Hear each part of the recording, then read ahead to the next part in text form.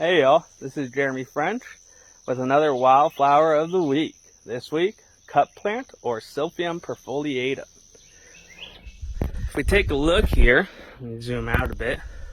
This is Silphium perfoliatum or cup plant. You can see it's got these gorgeous yellow blooms with these big leaves that feel almost like sandpaper, have a very jagged edge, and then the most unique thing is they form a cup at the base.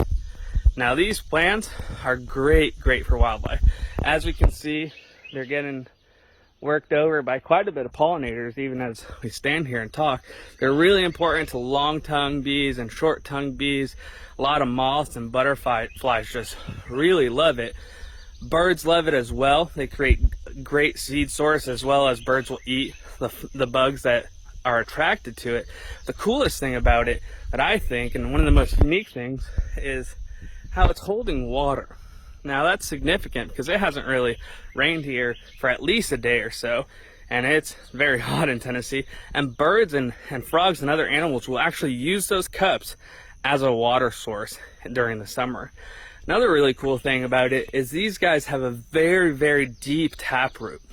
When we're talking about deep, some can be as deep as 10 feet.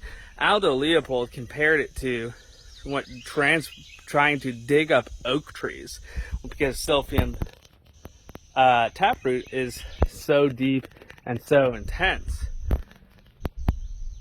Another really cool thing about these plants is they have a lot of cultural significance. They can be found pretty much anywhere east of the Rockies, and they were used by a lot of native tribes. Some native tribes believed that this even had divine characteristics or divine powers, and they used the rhizomes from this plant to purify themselves before a buffalo hunt. They also used it historically as to treat morning sickness, in the pioneer days, as well as to treat wounds. They'd use it to try and stop blood loss in wounds. You can see there we've got some guys working over this thing. So this plant, cup plant Silphium perfoliatum, provides a great seed source for wildlife, quail, birds, turkeys. It provides a bugging source, but it also provides a water source, and it provides some great erosion control with that deep taproot.